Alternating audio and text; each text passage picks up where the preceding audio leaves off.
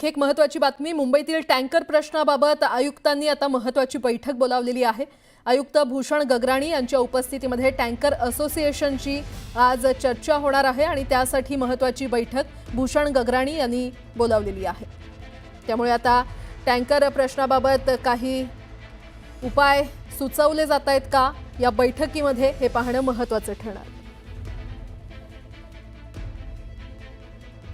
तर आपण पाहतोय मुंबईतील टँकर प्रश्नाबाबत आयुक्तांनी महत्त्वाची बैठक बोलावलेली आहे आणि या संदर्भात अधिक माहिती देत आहेत आमच्या प्रतिनिधी सुस्मिता भदाणे पाटील आपल्यासोबत जोडल्या गेलेले आहेत। सुस्मिता, काय अपडेट?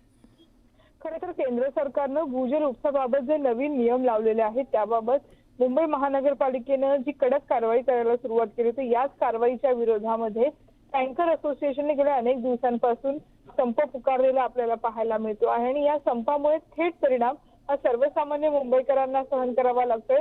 मुंबईतील अनेक कामं ही रखडल्याचं आपल्याला पाहायला मिळत आहे आणि याच मुद्द्यावरती प्रशासनाच्या वतीनं भूषण गगराणी हे मुंबई महानगरपालिकेचे आयुक्त म्हणून टँकर असोसिएशनच्या 5 सदस्यांसोबत एकत्रितपणे चर्चा करणार आहेत।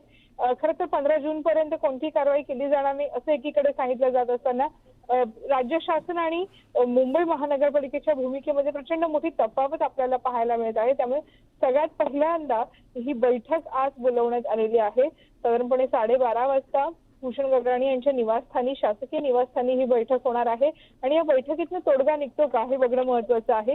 कारण तब्बल 2500हून अधिक टँकर्स मुंबईमध्ये संपावरती आहेत आणि त्याचा थेट परिणाम मुंबईतील अनेक नागरिकांना सहन करावा लागत आहे। कारण 33% पाणीसाठा हा मुंबईला जे पाणी पुरवठा करतात त्या जलाशयांमध्ये आहे आणि त्यामुळे टँकरचा प्रश्न आज सुटतो का हे बघणं महत्त्वाचं असणार आहे। बरं सुस्मिता, अपडेट घेत राहू। तुर्तास धन्यवाद।